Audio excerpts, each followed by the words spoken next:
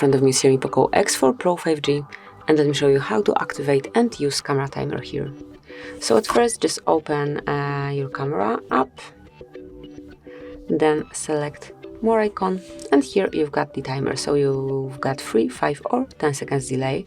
Let me choose 5 seconds delay, and as you can see from now on, let me just grab a picture. You can make a photo with this delay. You will hear the sound and also see the countdown, and then the picture is grabbed. To switch off the timer, tap here again, pick this icon, and now as you can see, the picture will be grabbed right after you click. So this is it, that will be all. This is how you can manage camera timer. Thank you for watching. Please subscribe our channel and leave the thumbs up.